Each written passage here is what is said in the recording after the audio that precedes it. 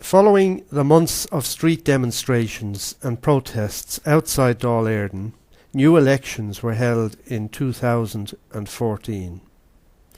The outcome was an unusual coalition government.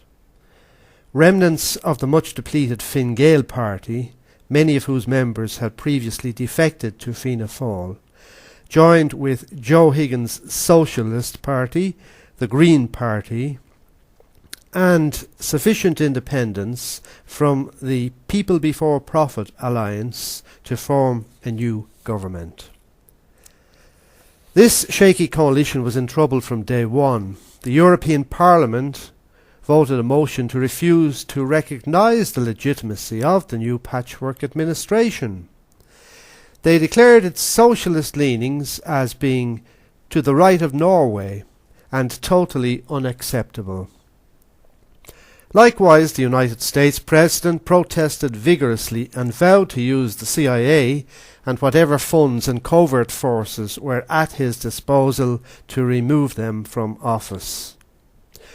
Former Fianna Fail ministers and their supporters, already flush with donations from wealthy businessmen, received additional covert funding from the United States government as they plotted to regain power. The IFA, always a bastion of Fianna Fail support, massed its members and a huge cavalcade of tractors besieged government buildings in Merrion Square. You will remember well the incredible events that followed. Having vested itself as the only legitimate provisional power, the Irish Army itself rose up against the fledgling Democratic Coalition government and declared martial law. A group of Irish Army officers, concerned at the increasing level of anarchy in the country, had decided to end the stalemate and, pending a return to stability, law and order, declared themselves the only valid authority in the land. The unreformed police force on Garda Síochána announced their full backing for the military council. Street parades, demonstrations and public gatherings were banned. Widespread arrests of known left-wing politicians who had held ministerial posts in the ousted government followed. Unemployed families then began protesting against the surprise coup d'etat and demonstrated outside five-star golf venues such as the K Club and other luxury hotels and playgrounds of the nation's numerous multimillionaires. These clubs had long been exempt from taxation of any kind and continued to employ low-wage staff from Eastern Europe. Golf course owners, such as Oliver Barry, had done well from tourism, but the unrest and consequent international publicity destroyed the golf trade. Hoteliers had already been decimated by the World Wide Web and the socialisation of holidays with the advent of home exchange clubs. These clubs had blossomed and grown into huge holiday cooperative movements since the advent of the World Wide Web. People no longer used expensive hotels for family holidays. They simply swapped their cars and homes.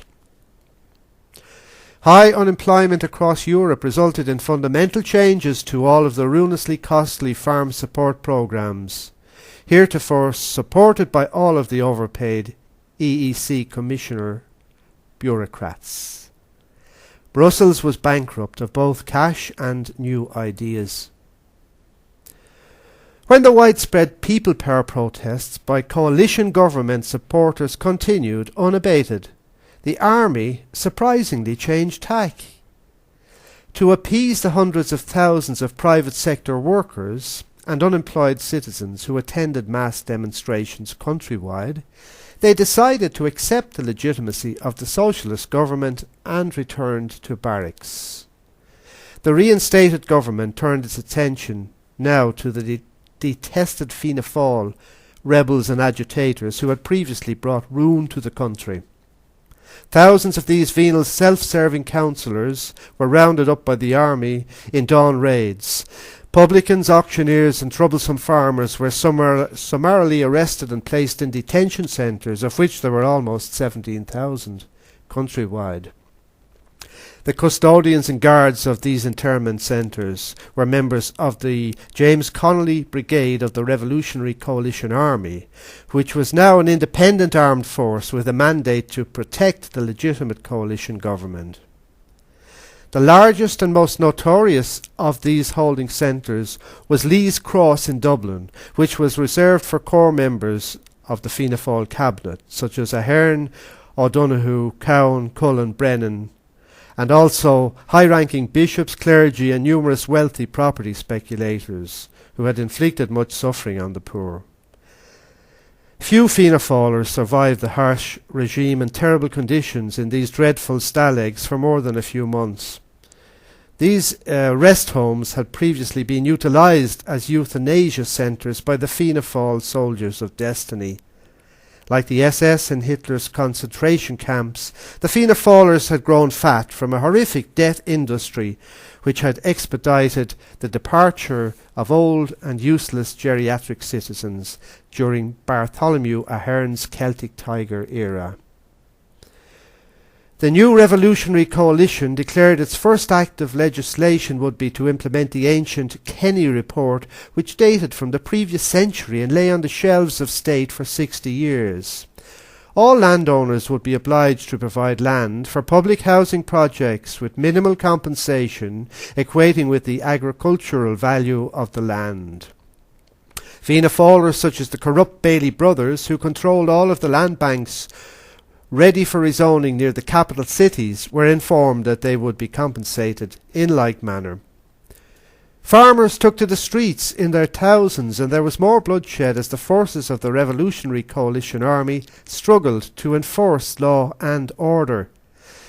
The events in Ireland were followed closely by people power movements across Europe. Protests spread to Paris, London and Berlin. Unemployed Muslims and other second-class ethnic groups were in the forefront of the struggle, particularly in continental cities. Citizens took to the streets opposing government waste and squander of taxpayers' money. The discredited European Economic Community bureaucrats in Brussels and Strasbourg were confounded. Pandering to wealthy farmers in times of visible hardship for so many was no longer tenable. It was the best of times and the worst. A new dawn was in sight, a fairer Europe. The spirit of 1789 was in the air in Paris.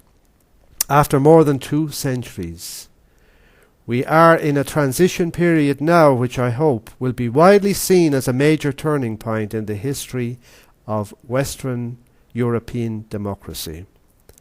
The era of the citizen as the dominant political force and voice is just beginning. Good night and God bless you all from the Ard Fheis.